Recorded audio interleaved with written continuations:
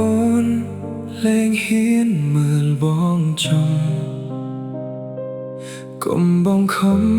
បើមានអ្វីនិយាយត្រង់មកអូនចាប់តាមប្រែស្ងប់ស្ងាត់មិនដូចថ្ងៃដែលធ្លាប់កន្លងបងអាចស្មានថាអូនចង់ដើរចេញទោះយ៉ាងណាជម្រើសនោះអូនអ្នកជ្រើសត្រូវឬខុសបងគ្មានសិទ្ធិសម្រេចបើអូនយល់អារម្មណ៍បងពេលនេះអូនប្រាដូចជា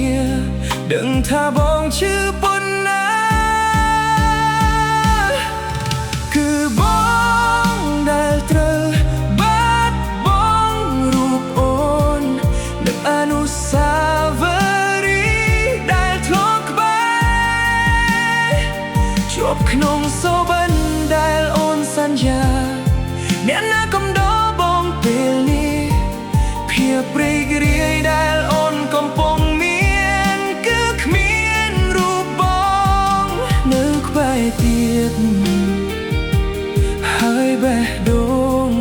ដែលធ្លាប់មានអូនឥឡូវនៅសល់តែការឈឺចាប់រយប់បងនៅតែគេងមិនលក់នឹករូបអូនដែលធ្លាប់នៅក្បែរពីមនុស្សអ្នកដែលបងស្រឡាញ់ថ្ងៃនេះបែរជាដើរចេញឆ្ងាយបងព្យាយាមធ្វើចិត្តឲ្យភ្លេចតែ memory នៅតែបើក្នុងចិត្តអូនប្រាប់ថាចង់បានសេរីភាពបងក៏មិនអាចខាត់អូនទៀតពេលវេលាអាចវិលថយក្រោយបងនឹងមិនអើយអូនដើរចេញព្រោះមនុស្សដែលបងស្រឡាញ់បំផុតរហូតមកដល់ថ្ងៃនេះ